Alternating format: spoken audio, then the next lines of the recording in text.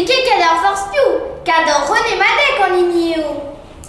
Ken cher à car Batman, ken plus trek à goto Scooby-Doo.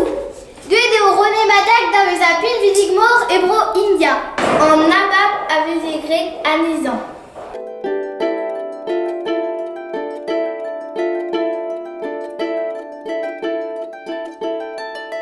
Celta, on a gagné René Madec.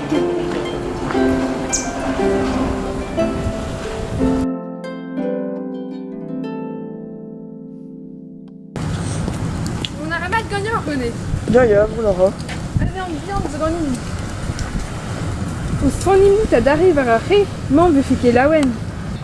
Sonja le radei, et trimnit calzre en mzer aussi les deux abigi. Goular fait dire chez Couranaï d'Azerel en Australie. Oh, lorsqu'il a qu'on en livrait, elle m'a croire, auprès derrière le monde. Auprès d'Arian, mais d'hiver betra. Guzdainman m'a croire. Trop bête d'avait agi, maintenant qu'ébé de la Z3, quand l'envie de mort, on a gagné un tifus et t'avais de mes ton qu'à dire d'hiver. Désolé, broyopel, la classe fortune et arpés à rencontre de beurre. Mouguet de vaisant de arvon ma gantade. Comprenez, nous sommes une quête, va quand même faire quarantaine, pas tout va buer. Padal, premier ranger et testruine et velanarus. Devant coquedit, volet de va au Ken Brau. Sur les vocs avec Goyedo ou Ken Bra ou Babro India, n'a eu qu'est-ce que fait qu'elle liée ses bras une thèse arbide. Je suis à regarder ta casse à la guillotine, 8 heures et où.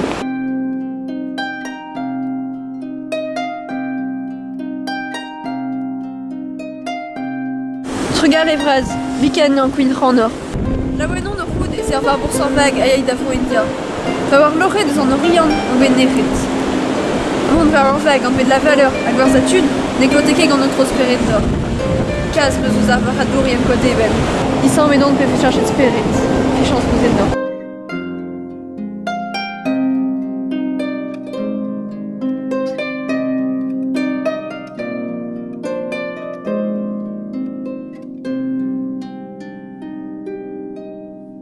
Chance ras peus davon betek India, mama. Lawen e vijin bet en da blas. Lor renon. A fe on eus da zibab. Mat peus gret o vont den arme.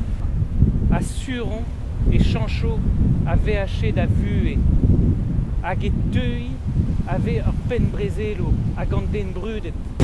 Bulos dior pina votan. मेरा गुरु दूर के देश से आया है,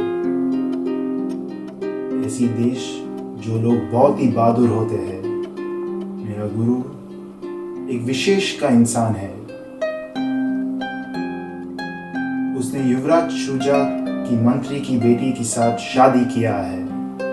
किसी मुगल राज का सेवक का सेवा करना मेरे लिए गर्व की बात है।